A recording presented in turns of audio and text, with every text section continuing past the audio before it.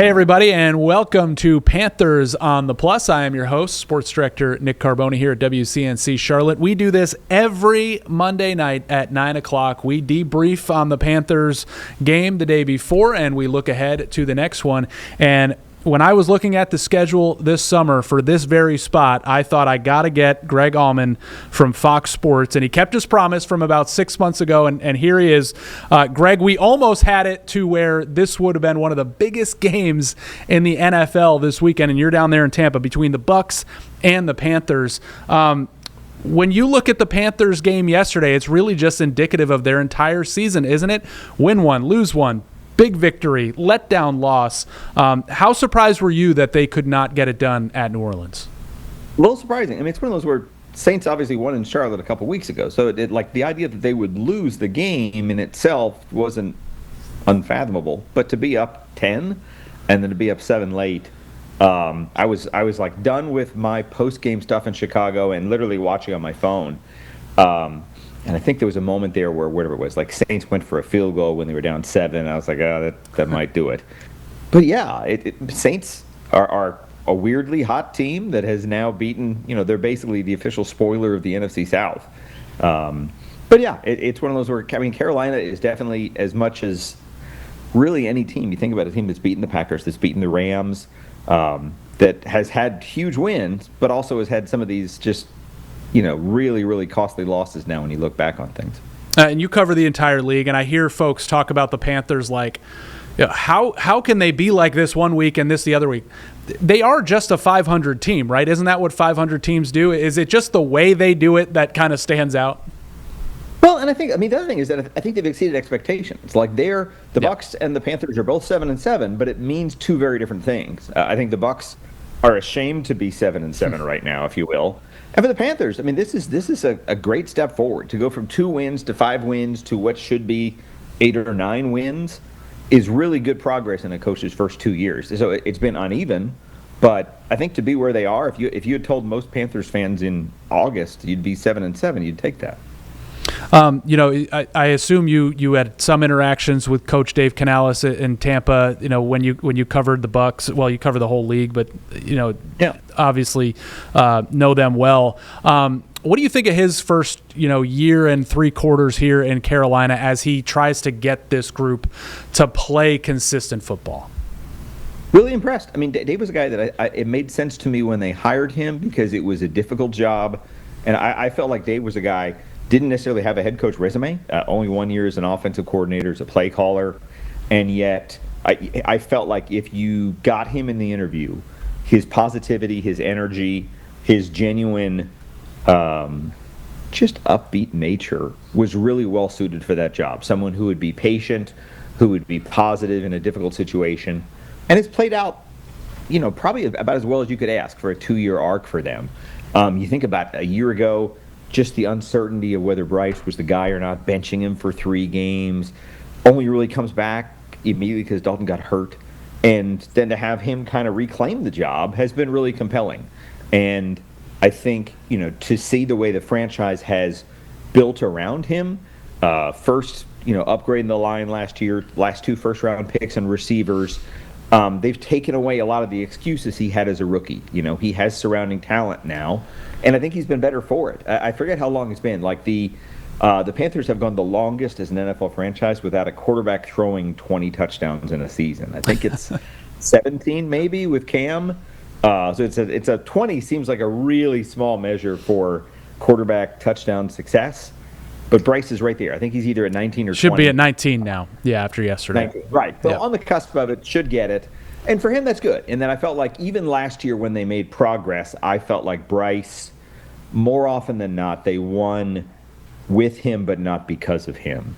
And now I think you've had a couple of these 3-touchdown games. You think about the Rams game, and outdueling a Matthew Stafford is not an easy thing to do. But I felt like he's actually kind of grabbed hold of things, and there's a lot of other reasons they're winning, but I think for him to be more involved and more central in their success is really encouraging.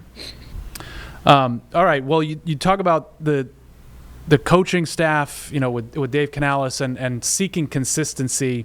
In your experience, when a team is this inconsistent, and as you mentioned, kind of maybe punching above their weight a little bit all season to get to this point, like, Do you think they can find it all of a sudden in the last 3 weeks of the season? Like, how hard might that be to do for this group? Yeah, again, the Bucs have been every bit as inconsistent as Carolina has been. Bucs have beaten the Seahawks, have beaten the 49ers, have also lost to the Falcons and the Saints. So I feel like both of these teams are in identical spots and have a same urgency. They both are aware that if they win 2 games, they've clinched their division, that kind of thing. So it's just a matter of which one on that day can take advantage of it. Is Carolina, does the embarrassment of losing the way they did, does that help them? Does that bounce them back and be a reality check? Or does that go against their confidence and hurt them? I don't know that yet, but I do feel like this first game of the 2 is hugely important, because whoever wins that is in much better shape. I mean, the Bucs have almost clinched. If they win, the Bucs really only need one outcome in their favor in the last 2 weeks, and that's it. If just Carolina loses to Seattle, that's all it takes. Wherein Carolina probably has a little bit more work to do. But no, it's wide open, and I think for Carolina, I'm sure what Dave Canales is telling them right now is that they've had a nice step forward, and it can really be an appreciable national story if you can take that leap and get into the playoffs. They've got a drought. Atlanta has a long drought that you're trying to just reset that clock. And once you get back in the playoffs, even if it's as a 8-9 or a 9-8 division champ in a bad division, it resets the expectations. And if you won the division last year, you have every reason to start your goals for 26 with doing it again and then improving on your win total. That's a big step to take in year 2 for Canales and for that team. All right, before we get into this pivotal matchup with the Bucs in the next segment, I want to stick to the Saints real quick. They're like a microcosm of this division. They have the best record in the division and the worst overall record in the division at the same time. Is this a team now with Tyler Shuck the way he's been playing? And granted, I've really watched him intently only twice when he's played well against the Panthers. Is this a team that we may have to factor in again next year for this division? I think so. Someone had a salary cap space of the teams that are eliminated from the playoffs, and for the first time in 5 years, the Saints aren't at the very bottom of that list. I mean, they're still $17 million over the cap, but there's 6 teams that are worse than them. So I do think there's good progress that way to move on. I mean, they've had a lot of the same faces on the same lineup, so there could be more of that churn this offseason in terms of casting a new identity. Cam Jordan's actually probably been a better contributor this year than the last 2 years, but there's no Tyrann Mathieu. Eventually there'll be no Demario Davis. You see a lot of those Kamara types that haven't been as involved this year. So they have a chance to kind of start rebranding. And with Kellen Moore, to have a new offensive identity, they've done these wins they've done in the last couple of weeks. They've done with basically only Olave as an offensive weapon. Traded away Rashid Shaheed to Seattle. Kamara's been hurt.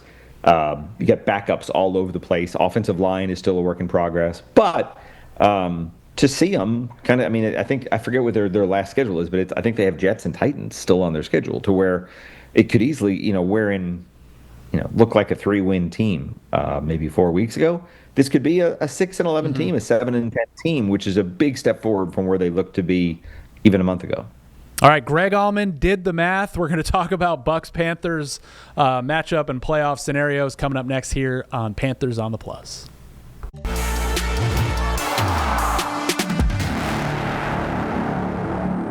Welcome back to Panthers on the Plus, our weekly recap and look ahead of Carolina Panthers football. Joining us this week is Greg Auman of Fox Sports. He covers the entire league. He's got an intimate knowledge of the NFC South, the weird, wacky, wild division that just is having one of those years again this year, Greg. You can find him at Greg Auman. That's Auman, A-U-M-A-N. And I retweeted this. I was waiting last night for somebody to do the math because I couldn't wrap my head around it with all the tiebreakers and the scenarios. Have the Panthers really kind of handed the keys to this division race back to the Bucs, even if in some small way with their loss yesterday going into this first of 2 matchups?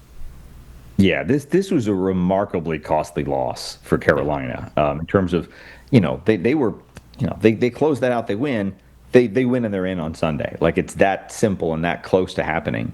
And then now, because they lost, the divisional tiebreaker, instead of working in their favor, actually works against them. So that it's all pivoted back to the Bucs in a position of power. I think the Bucs are like a 76% chance to win the division now in the Athletic, to where all the Bucs really have to do is win one of the two and their other game, and that's it, and they're in. So they've definitely handed things over. Carolina still controls their destiny, which is important with 3 weeks left in the season.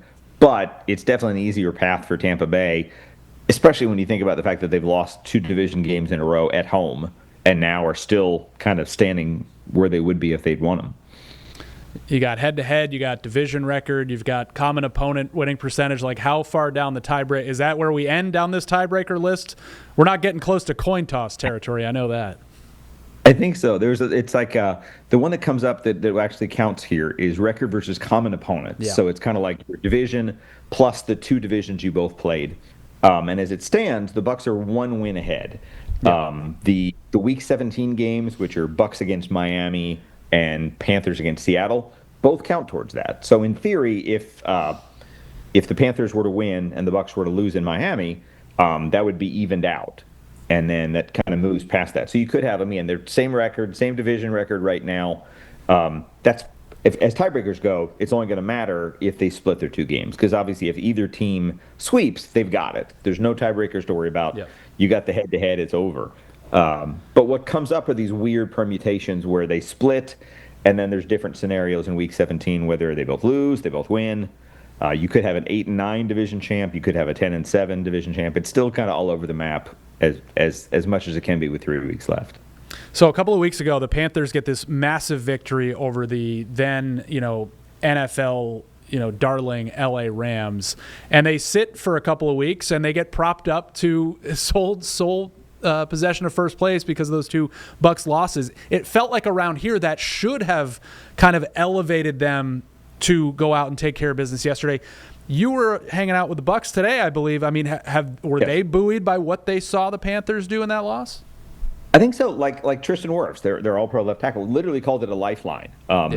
In that they were really down Thursday. I mean, as much as Carolina was hurting Sunday, the Bucs knew if they took care of things against the Saints, they were in really good shape. And to lose to a team that, again, is whatever they were, 3-10, 2-10 at the time. The Saints loss looks better now that they've swept the Panthers, but at the time, just a crippling loss. Todd Bowles is dropping F-bombs like it's nobody's business. Yeah. Everybody's upset. It was definitely almost a panic level of frustration there. So I think having 3 days off as you get after a Thursday game, and then this just unexpected gift of, wait, they didn't win? It's kind of given them a surge of confidence, even though they're still the same team that's lost 5 of 6 or whatever it is. It's just a reset to know, hey, for all that, they still control their destiny. They still can really help themselves just by going to Carolina on Sunday and winning. 2 teams that got to 7-7 in much different ways, Greg. The Panthers, as you said, hey, we're here, and losing and winning, alternating weeks. The Bucs have lost 6 of 8. Their 2 wins are against the Cardinals and, the Saints the first time. As Carolina is obviously seeking consistency, can the Bucs, how are they going to stop this backslide that they've been on? Yeah, it's in one sense, what will help is they're starting to get healthier. They got Mike Evans back in the last game. They got Jalen McMillan back for the first time this year. They could get more reinforcements Sunday in Carolina. Tyke Smith, their safety, could be back. Cade Otton, their starting tight end, could be back.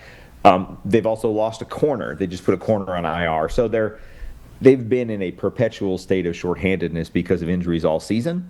But they should be healthier on offense and should have some confidence about being able to score at least. With a better, deeper offensive arsenal than they've really had in a long time.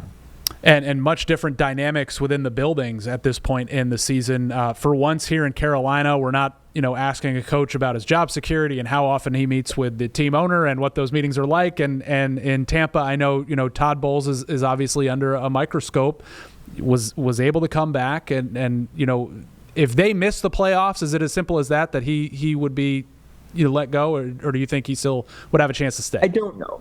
Yeah, I think right now, if they continue if they lose 2 of 3, let's say, and they finish with a losing record and they don't win the division, I think there'd be a lot of pressure. I mean, it's tough in that he he had won the division every year he's been the head coach, right?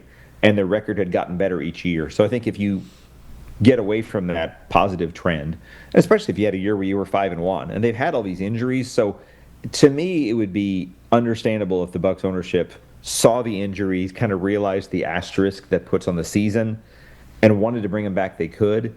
But the vibe in the community is not good for Todd Bowles right now. Yeah. There's definitely not a lot of, I guess, grace, if you will, in terms of understanding or leeway. I think people think they've won despite him for whatever reason. I think part of it is that he's a defensive coach. So the fact that they've had what is, the NFL's worst or second worst offense in the last 6 weeks really works against him. That's supposed to be what he does best. He's also a play caller on defense. So when they're giving up leads late in games, when they're not able to close out games with their defense, it's more directly a reflection of him and what he's not getting done. All right, more with Greg Auman talking Panthers, Bucs, and the massive game at Bank of America Stadium this Sunday afternoon here on Panthers on the Plus. We'll be right back.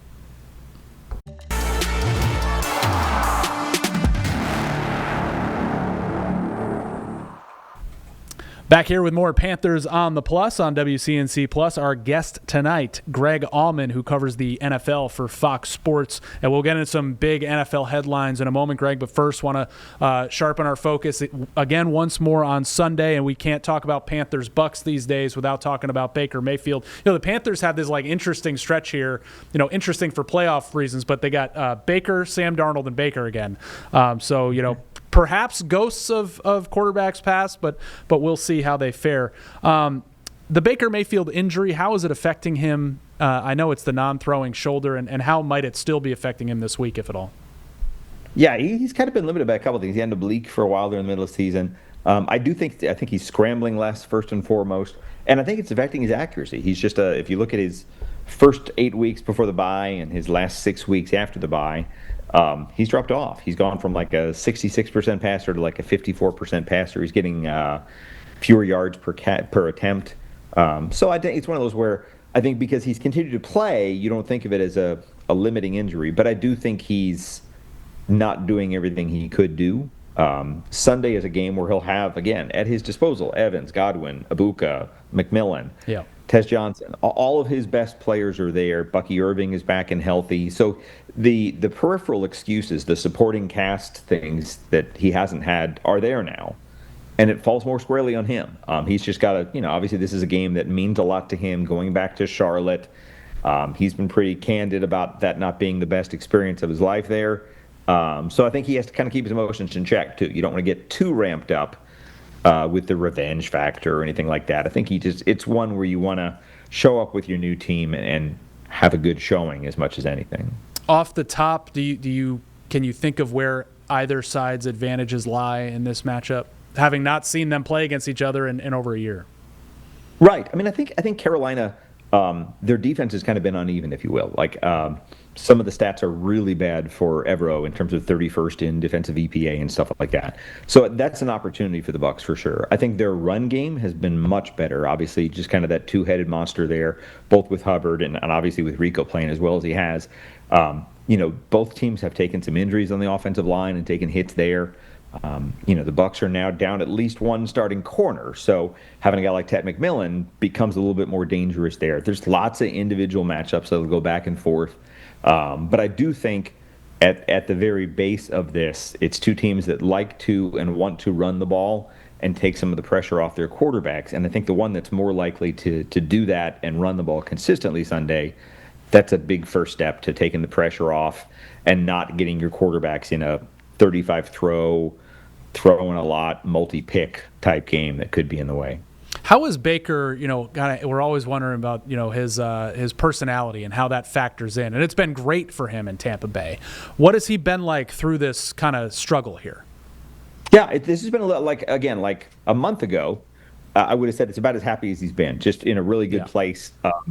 We did something when they went out to L.A. to play the Rams, looking back on his whirlwind week there where he joined the team on a Tuesday and won on a Thursday, and was in really good spirits there. And that's a week where, again, they got beat pretty handily by the Rams there. Rams are a great team. I don't think they wanted to get just demoralized there. And then for a while, it was that the only losses they've taken were to really good teams. Like their first 5 losses are all power ranking top 10 teams. But then they lose to Atlanta and they lose to New Orleans. So I do think he's the brunt of a lot of that frustration. Has thrown more picks in recent weeks, and that's he's not nearly as jokey and as lighthearted as he can be because they've struggled. They've lost 6 of 8. This is a week that could get that back on schedule for them, if you will. But I think it's been tough for Baker because they've had mid-season, I guess you'd call it a swoon. In each of his seasons here, they've been able to kind of pull out of that free fall and win at the end of the year.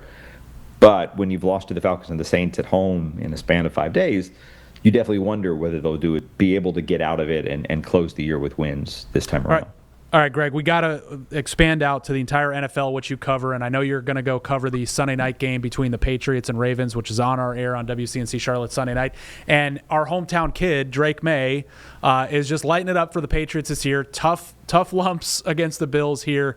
I think for a lot of people around here, it's surreal that a kid that went to Myers Park High School is in the MVP conversation in year 2 and is having all this success. I mean, I know a lot's been made of the schedule and is this for real? Do you think Drake May has truly, arrived on the scene in the NFL and can sustain this level of play and even get better over the next couple of years of his career? I think so. I mean, I think if you think about MVPs right now, he's got to be in the top 3, I would think right now. Just consistent play, doesn't necessarily have the best receivers in the world to throw to, young backs. I think, you have a first-year coach there. So for that culture to kind of have sunk in and set, if you will, they're one of the better turnaround, most improved stories in the league, period. I mean, I think obviously losing to the Bills takes a little of the edge on that. They're only up 1 now. But I think there's still, again, because of their schedule, there's the expectation that they're right there, and them and Denver are the two that are really going to be competing for a first-round bye, which is crazy to think about for a Patriots team that was 4-13 last year or whatever it was. So no, I think Drake May is one of the better stories in the NFL. I think you're just starting to see his personality. Everybody in the AFC is so well known, from Mahomes to Allen to Lamar to Burrow. For him to move himself into that strata is really impressive. I know you're in Chicago yesterday, but I want to talk about the big news out of that division. How does the Micah Parsons injury change the dynamic of the NFC and the NFC North? Hugely for me. I think the Green Bay defense has been great. I think Jeff Hafley's done an amazing job on that side of it. Huge game coming up in Chicago for the Bears and the Packers. They've kind of been, because of that tie that Green Bay has, within a half game of each other for a month or so here. That's a weird division because it's like there's still a lot up in the air. Chicago has a nasty 3-game stretch to finish the year. They get both the Packers and the Lions, who they've lost to already this season. They get the Niners, who are not an easy team. So even though they're in first place right now, they have a really daunting stretch where they could play well and easily go 1-2 in that stretch. And they've kind of had that weird pivot where they're the number 1 seed in the NFC, and then they're the number 7 seed, and then they're the number 2 seed right now.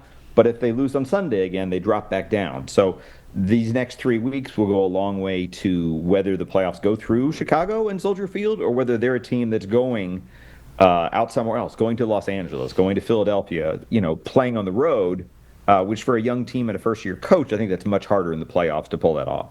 All right. Unfortunately, I do have time to ask you about the Bears. They don't love to talk about Chicago here in Charlotte, given the trade that landed the Bears Caleb Williams and fan favorite DJ Moore. We'll see how it all plays out. A lot of people wanted Ben Johnson to be the head coach here as well. What's working in Chicago, especially between Johnson and Caleb Williams? Yeah, it's been neat to see. I was there in week 1 when the Vikings and J.J. McCarthy kind of pulled out a win at the last minute, and it's neat to see how well they've progressed and found themselves. Their defense leads the NFL in takeaways. I think it's 30 takeaways now.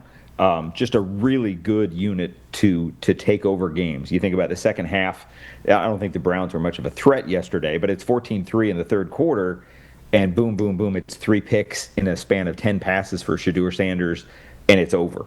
So I think, I think to see what Caleb Williams has done, they put up 31 yesterday without Romeo Odunze being hurt. So, again, DJ Moore has 2 touchdowns. Luther Burden is a guy that stepped up recently.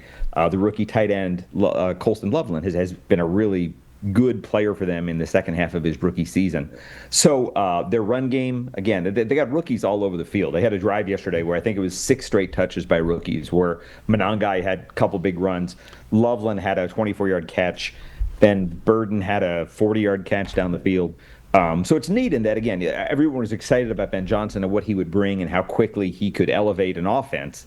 But I think their defense is probably the most underappreciated part of this, just because of how well they can take over games by getting takeaways. All right, just about 30 seconds, so I'll just ask you for a number, and age is just a number. One of the best stories in the NFL all weekend, Phil Rivers starting for the Colts at 44. Not bad.